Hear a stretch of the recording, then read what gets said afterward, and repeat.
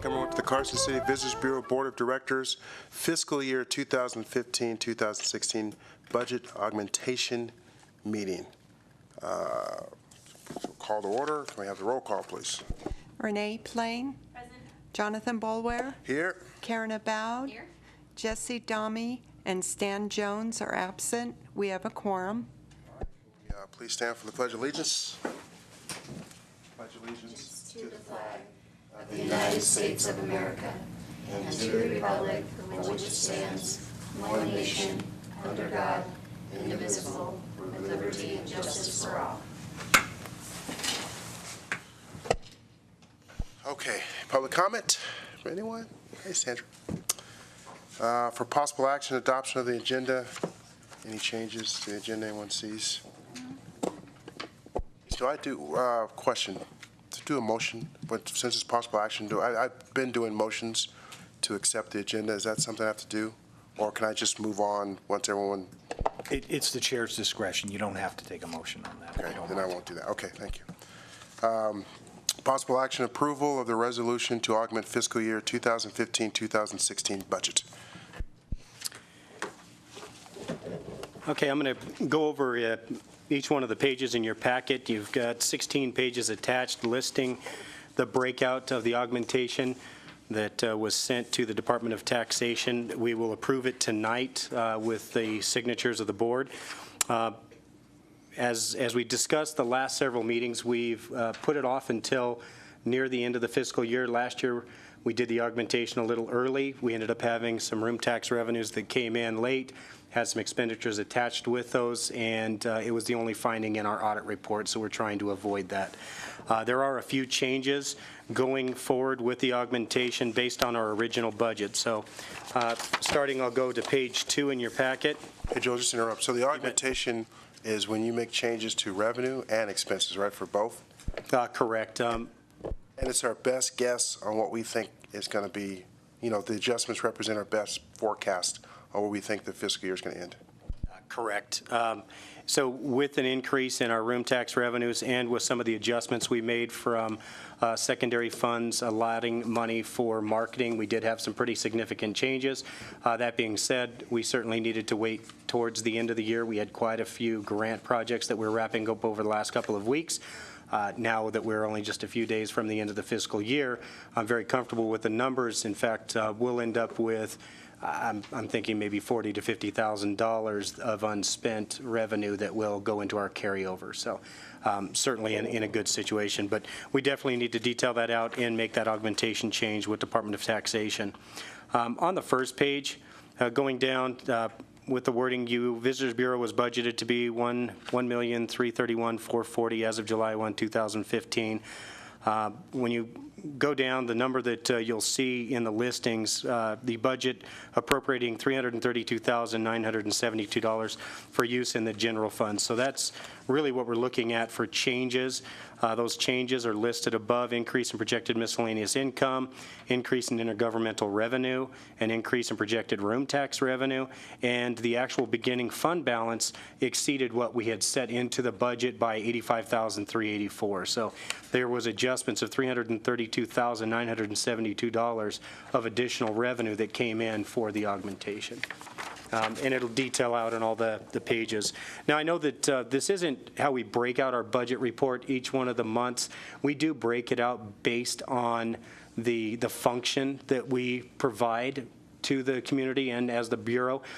Department of Taxation still breaks that out just basically on general fund, the marketing side, and then the funds with the 2 V&T funds. So it is a little bit different. So if you have questions, I can break it out on each, but I should be able to explain it here. So going down, when you look at these reports, the final budget, column 1, that is what was reported originally to the Department of Taxation going into fiscal year 16. Column 2 are the revisions that we're putting into the augmentation, and the column 3 is the augmented numbers that we're going to turn into Department of Taxation. So if you look at room tax revenue, once again, this is just the general fund side for the CCVB.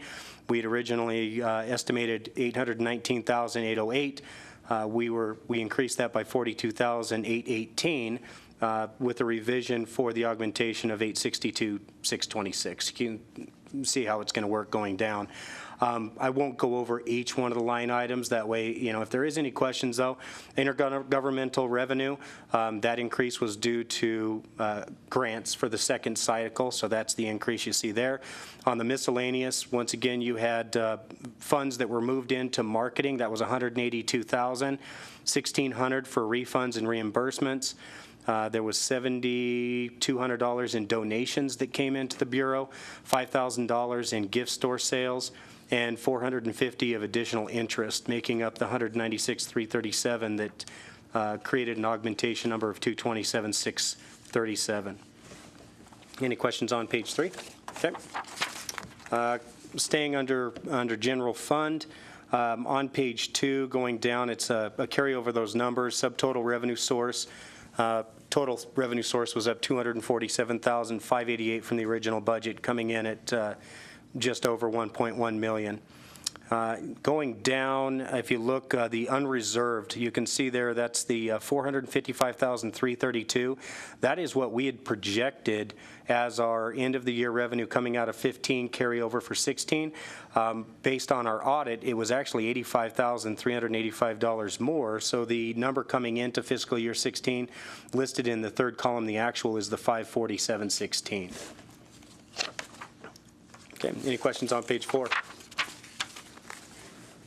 Moving on to, once again, staying in general fund, looking at page 5 of 16. Under general government is primarily the administration side, the administrative side of the Bureau's operation. You can see that we ended up with the final budget numbers, salaries and wages. We had projected $190,000. We're up $6,683. Bottom line total for salary, services, employee benefits, which is reflective of the salaries and wages, and services and supplies, we are up $14,525, coming in at a final number of $397,521.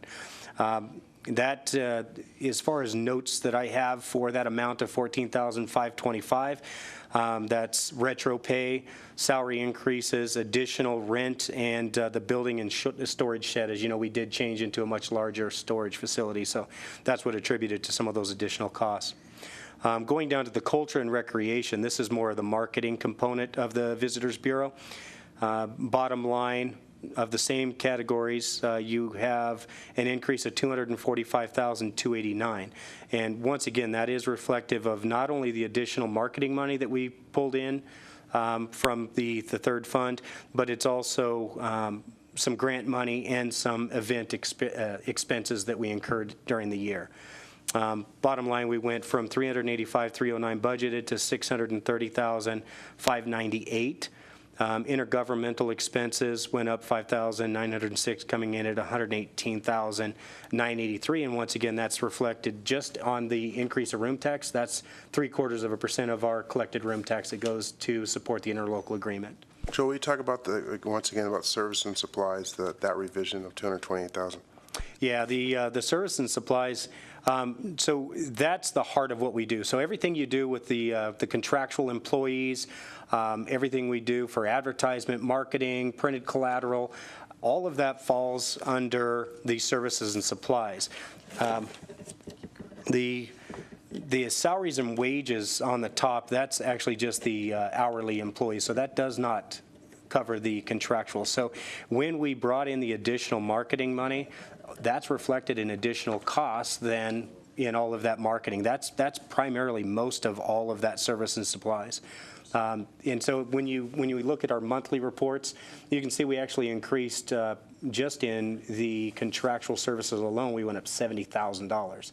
So yeah. That additional marketing money is not brought into revenue. No, it's reflected in revenue in that fund, but it's brought in strictly earmarked for marketing, and so as such comes directly into the Culture and Recreation Fund. Yeah, cannot be reflected and does not come into the general government fund. It will not be used for salary, service, supplies of administration. Okay. Continuing on page 4 of 4 for the general fund, this once again is just the carryover of all the numbers we just talked about. Coming in, bottom line, total fund commitments and fund balance. The original budgeted amount was once again 1.3 million, almost 1.4. The revision is 277,757, coming in at 1,664,412. So pretty significant increases. We didn't spend based on those increases. As you'll see when we do our audit at the end of the year, once again, we'll probably have roughly $50,000 that will carry over, in addition to the $100,000 that we did send to the city earmarked for the Smart Cities kiosks, the project that we're partnering with the city with. So certainly a good use of the money, but we didn't just spend for the sake of spending as we saw that increase in room tax revenues come in. Okay, moving on now to the first fund, the V&T Capital Projects Fund. This is the one that you will see a significant change with the adoption of the funds being used for marketing. Once again, we've started the Ride Carson City campaign, which certainly plays an inherent benefit on the V&T Railroad and all of Carson City, as will the kiosks, as of all the marketing we're doing. So the money that was earmarked does have to come out of that fund. It comes into the fund. The balance that came out was $160,885. Looking forward, if you reflect on our fiscal year 17 projections, we're projecting that the room tax revenues coming in just the V&T fund alone will pay for the bond payment, so this won't change moving forward. Outside of that, that's the only change reflected on the V&T Projects Fund. Going into the worksheets for that capital project fund on page 1 of 4. Oh, I'm sorry, page 8 of 16, page 1 of 4 of theirs, but page 8 of 16 of your packet. Column 1 reflects the room tax revenues were projected at $301,539. There was an increase, although we're pulling that out, and the revision takes it down to $125,283. Interest income. The interest income, we didn't see the interest income climbing at the beginning of the year, but both of these funds are actually seeing a increase in the interest income nearing the end of the fiscal year now. And those will be reflected, obviously, with the final numbers when we do our audit report September, October with Beth Cohn. Moving to page 9 of 16, staying in the V&T Capital Projects Fund. Bottom line, if you go down to the beginning fund balance, once again here, the unreserved fund, we had estimated that the carryover in that fund would be $450,702. Through the audit, there was an additional $15,993 that came in room tax revenue, and the ending fund balance was $466,695. Now, this will come in. We'll be discussing this fund balance moving forward with a request of some potential funding towards operations of the V&T. So you'll want to keep that in your mind, that there is $466,000 in that carryover account, and we're not touching that moving forward unless the board decides to do something towards operations of the V&T Railroad. So, but this would be the fund that it would come from. Bottom line, you can see once again that we started with $753,801, of which $160,885, which reflects just revenues coming in from fiscal year 16, went into marketing, leaving a balance on the augmentation of $592,916. Page 10. Staying on V&T Capital Projects Fund, this is the intergovernmental expenses. And expenses are just reflective of the payment coming over. The city needed less money. This is once again where that fund balance will come from for the payment that for the last, I believe, 15 years helped pay for the shortfall in the gas tax revenue for the V&T. And there was $20,851 as the revision. So the revised expenditures, we had budgeted $146 and we only spent $125,238. On page 11 of 16, the final page for that packet, 11 of 16 of yours, Going down to the bottom line, once again reflective of everything we just discussed on all 4 pages. Total fund commitments originally budgeted $753,801. The transfer out for the marketing, leaving a fund balance of $592,916 based on the augmentation. So once again, we will reflect in our August meeting. We'll be coming back and talking about that carryover amount of the $592. I'm going to be comfortable only moving forward once we get the audit report and identifying exactly what that was. I would have to assume that if anything, it'll go up a little bit like we've seen in fiscal year 16. The next fund is the Capital Projects Fund. This is the fund that's dedicated just for the bond payment. You can see that there was an additional $21,370 that came in based on the increase in room tax revenue. Interest income, there was a loss of $308, but once again, that we are seeing that going up now. Continuing on, page 13 in your packet, the breakout room tax revenue originally projected at $301,539. There was an increase of $15,749 in room tax revenue, bringing the augmentation number to $317,288. Interest income reflecting the $308 loss down to $520. Page 14, staying in the Capital Projects Fund. Bottom line, total available resources, we had projected $402,367. You can see once again that increase from unreserved balance from last year, the $5,929 with the increase in the room tax revenue. There's a total of $21,370 with a revised revenue fund balance of $423,737 in the augmentation. Page 15 of 16 reflects intergovernmental expenses. And we originally, and once again, this is just the bond payment. The final budget, we had estimated $302,367. We had anticipated we would have to pull from the other fund. We actually were able to make that bond payment, and the expenditures reflecting the bond payment of $323,737 is the augmented number. I will bring forward when we discuss any future funding or operations of the VNT, I will bring that payment schedule just as matter of record again, so you can see it will go up a little bit as we near the sunset of the bond in 2023. The final page, page 16 of 16, bottom line covering all four pages. Total fund commitments originally budgeted was $402,367. Revision for room tax revenue increase of $21,370, and the augmented budget number is $423,737 for the Capital Projects Fund. Once again, going through, looking at the final budget numbers, there are a few expenses that are still out. Bottom line, with these augmentation numbers, we're still comfortably saying that we'll have a significant carryover into our account. We're not expending all of the additional room tax revenue that we've brought in. But this will cover us, and we will have no exception letter coming in our audit. What was the exception from before? Because what was the, I don't remember what the exception was in the audit. One was we didn't do an augmentation based on the original purchase of the Willies, because it fell over into the fiscal year 16, although we had originally bought it in fiscal year 15, the payments came out in 16, but we had failed to do an augmentation of that amount. Outside of that, is there any other exceptions? Yeah, I think that was the only one, and it was a minor infraction. There was no major infraction in any of our audits the last 2 years. Okay. With that, if there's no other questions, it's back to you. Okay.